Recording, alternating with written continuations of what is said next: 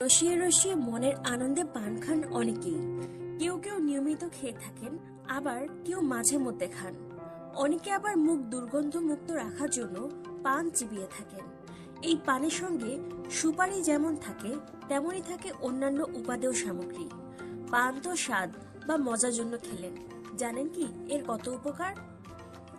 দেহের ক্লান্তি ও স্নায়বিক দুর্বলতা কাটানোর জন্য কয়েকটা পান পাতার রস 1 চামচ মধু দিয়ে খেলে তা নাকি টনিকের মতো কাজ করে, খাবার হজম হতে সাহায্য করে।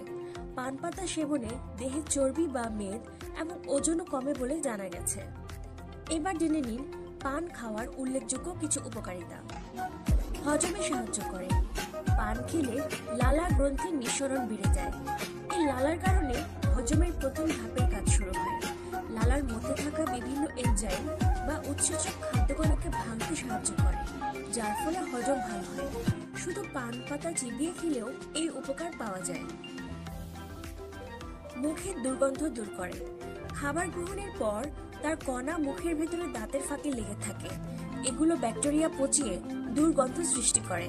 পান খেলে তার রস জীবাণুনাশক হিসেবে কাজ করে এসব ব্যাকটেরিয়াকে জন্মাতে দেয় না, যার ফলে মুখের স্বাস্থ্য ভালো থাকে এবং দুর্গন্ধ মুক্ত হয়।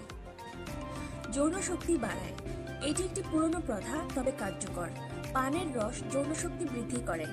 আগেকার দিনে নববিবাহিতরা বেশি বেশি পান খেতেন। গ্যাস্ট্রিক আলসার দূর করে। পান খেলে পেটে বায়ু জমে কম, যার ফলে গ্যাস্ট্রিক ও আলসার সৃষ্টির সুযোগ পায় না।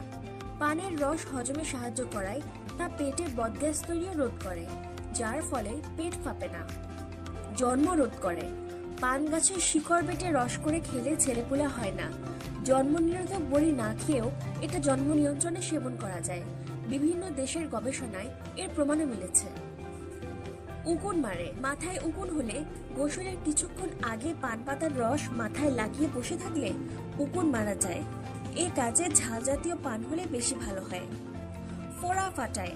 পান পাতার চকচকে সবুজ পিঠে ঘি মাখিয়ে একটু সেঁক দিয়ে গরম করে ফোড়ার উপর লাগিয়ে দিলে দ্রুত ফোড়া পেকে ফেটে যায়।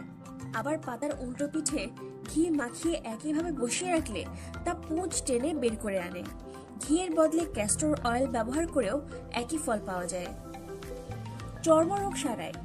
দেহের কোথাও চুলকানি বা পাতসা হলে সেখানে পান পাতার রস লাগিয়ে দিলে কয়েকদিনের মধ্যে তা ভালো হয়ে যায়।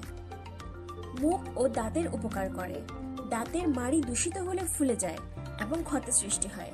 এক্ষেত্রে পানের রসের সঙ্গে অল্প পানি মিশিয়ে কুলকুলি করলে ধীরে ধীরে ক্ষত শুকিয়ে যায়।